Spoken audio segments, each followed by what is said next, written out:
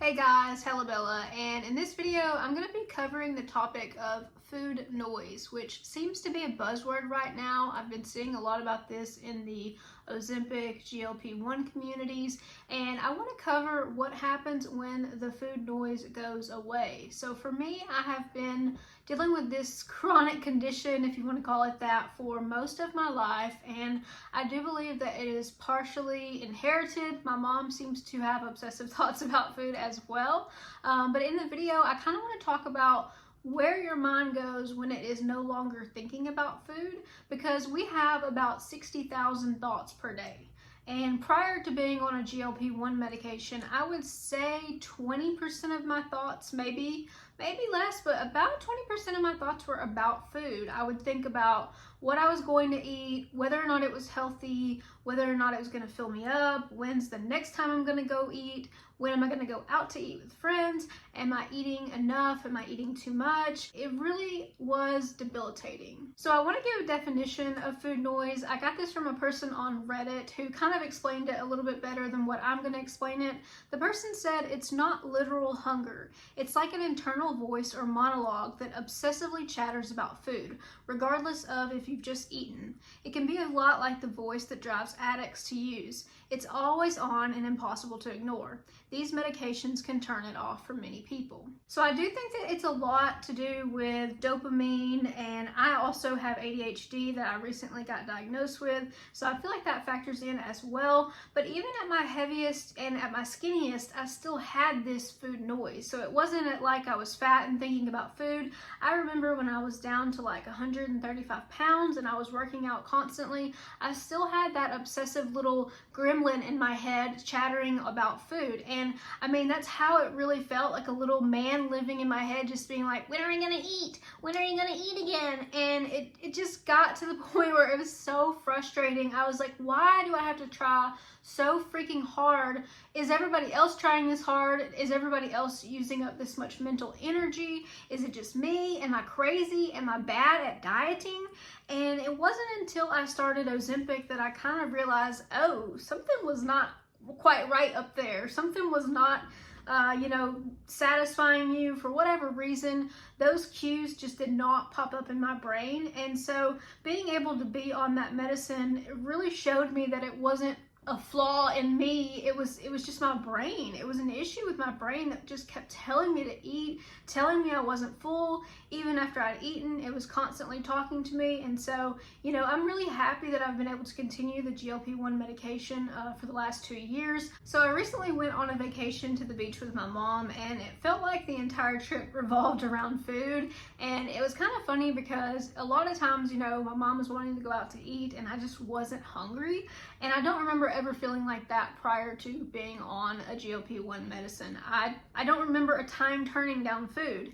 And it's funny now that we have all these snacks in the house. We have chips and cookies and things like that, just normal snack foods. But I mean, they can last in our house for weeks instead of hours and days. I remember buying a bag of chips and just having it taunt me, thinking that that's all I could think about until I consumed the entire bag of it. So that's an example of food noise, and being able to step away from that has really freed up a lot of space for me. I know one of you actually asked me, what do you think about now that you're no longer thinking about that? So I want to kind of get into detail of how my life has changed since I've been able to let some of that food noise go. I will say there was a lot of emotional healing that took place. I was able to go to therapy and explore some issues around my body, around weight, around my feelings about myself, and just kind of some of the narratives that I had been telling myself for the last decade about losing weight, such as, oh, you don't know how to lose weight, or you're not dedicated enough, or you're not,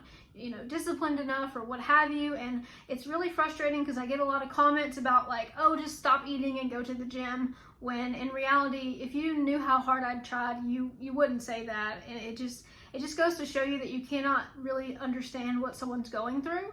And if you haven't gone through it, then you certainly don't know what the little food noise gremlin even sounds like. Because for a normal person, I feel like they wake up and they just eat. They don't think ooh, what about this? What about that? So getting into feeling normal has really come with a lot of changes for me. One thing that's different now is I'm able to pass up food when I'm not hungry, such as like free food, or when someone brings in donuts, or someone just, you know, has a sweet treat. If I'm not actually hungry, I won't eat it. And before, I would definitely eat it. I would probably eat more than, you know, necessary, even to the point of sometimes I felt like I needed to eat in secret because I was ashamed, because, you know, a fat person eating a sweet thing, obviously people are going to see that, you know, I'm doing something I'm not supposed to do. So another weird thing is that alcohol doesn't really seem to have the same effects on me when taking semaglutide.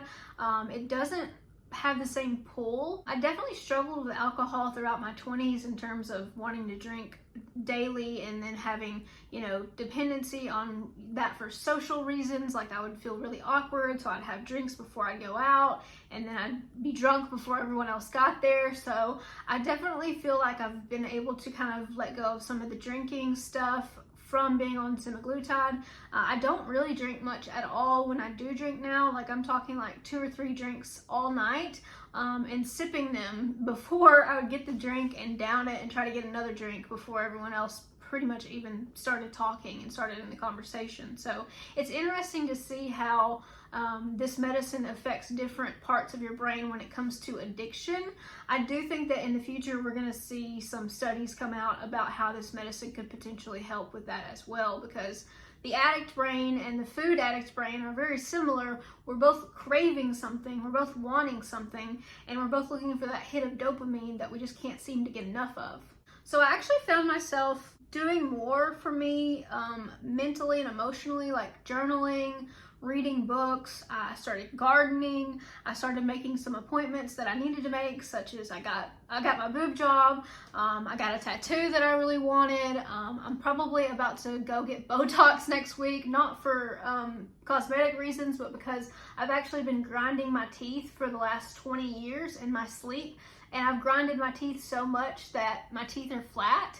And so I'm probably gonna have to have dental work done for that. But, you know, it's kind of like all of that is so much as it is. But with the food noise, I wouldn't have been able to tackle any of that stuff. So just being able to kind of like address other problems that I'm having, it's almost like you were fighting this really big fire for so long, and there were all these other little fires around you, but you had to keep fighting the big fire because obviously, you know, it's taking up most of your time and your resources. And so these little fires continued, and so now that I've got that big fire put out, I'm looking around the room and I'm like, wow, there's a lot of fires here that I needed to address that I just haven't had the mental capacity to address. So being able to go to the dentist and being able to, you know, take care of myself and go get a sleep study done, like those are things that I just don't think I would have done for myself a couple years ago. I thought that every problem I had was because I was fat and lazy and not good enough. So as it turns out, none of that was true. None of that was true. And it's just so sad because I look back on how hard she tried and I feel so bad. Sorry, it made me emotional.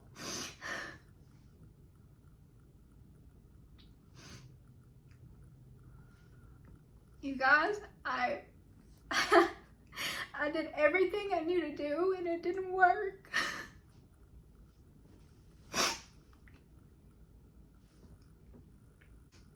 I feel so grateful that I found the medicine that I needed. It's like if you can't see and you get glasses and you're like, oh, this is how everyone else feels. They can see. I don't think I've ever cried on camera before.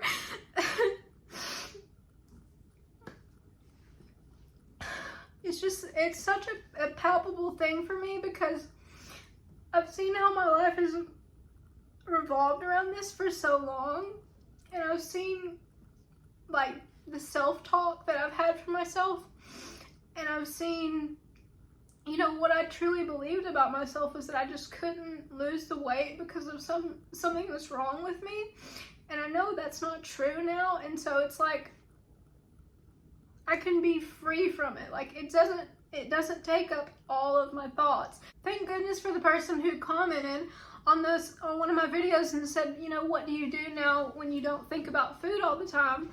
I guess the answer is you live your life. You get to live your life free. You get to live your life without guilt, without fear, without shame, without anxiety, without dread. You get to live a life that is fair to you. It's certainly more fulfilling. It's not like losing weight is everything that I think about now. In fact, losing weight really isn't something that I think about much at all anymore. I take my shot every week. I make meals that I feel like are nourishing to my body and meals that I want to eat. And sometimes I eat a cookie, sometimes I eat a salad, sometimes, you know, I'll eat a bowl of cereal. It doesn't consume me. It doesn't make me feel like the world is crumbling around me because I have a box of cereal on top of my fridge. And I no longer feel this immense guilt and this immense like frustration because I know that there was a chemical imbalance. There was something that was wrong. One of the ways that Ozempic or semaglutide works is it works in your gut to slow down the absorption of food, but it also works in your brain to stop those thoughts from coming in. The telehealth company that I'm using now, I really like because they just mail it to me and I'm able to do my visits online. And the whole thing is like $228 a month, which is like the lowest I've paid for this medicine. And so I'm just gonna stay on it indefinitely. I have no reason to go off of it. I never wanna go back to feeling the way that I felt before. I know a lot of people say, oh, you'll gain the weight back once you get back on it. I care less about gaining the weight back than I care about feeling the way I used to feel. And it was such a miserable existence to feel that way. To feel obsessed with food and to feel like you have something wrong with you because you can't stop thinking about it. I mean, a lot of times I would eat and I would be full. I knew I was full. I even like felt physically full, but I just could not turn my brain off from those food thoughts. I think that's why Ozempic or semaglutide or Mounjaro, whichever one you go with, is so powerful. A lot of people have different results on different ones. For me, I've stuck to semaglutide, which is Ozempic or Wegovy. If you're not aware, I'm just on the compounded version, which is basically the same thing. It's just not branded. And so, you know, going forward, it's weird to look at my life now and see the possibility, see what could be, and see how far I could come. I actually got into graduate school to be a counselor, but my mind was so scattered from just everything that happened and every little thing about food and about, you know, my brain not working the way it was and just being so depressed that like I didn't wind up going to school because I was like, I just can't take anything else. But now my brain sort of feels like it's freeing up space and like I have all this extra resources now to kind of do some things that I've always wanted to do. So I'm kind of excited to go forward in this year and next year and just kind of see what I'm able to take on now that food is not consuming every minute of my day. And to be able to now just live my life feels completely different. It feels so free. And I want that for anybody who felt the way that I felt before. So if you're interested, you can obviously talk to your doctor. You can also use the company that I use. It's called Join Fridays, and I will give you $20 off of your first month. And you can get the medicine shipped right to your door. You just have to fill out a short questionnaire and they will get you started with what you need. Thank you guys so much for watching this. Thank you for listening to me rant and be vulnerable. This is difficult for me to put out there, but I feel like it needs to be out there. If you struggled with food noise and you've dealt with this, I would love to hear about it in the comment section below. I feel like we can all relate to each other's struggle. Thank you guys so much, and I will catch you in the next video. Take care.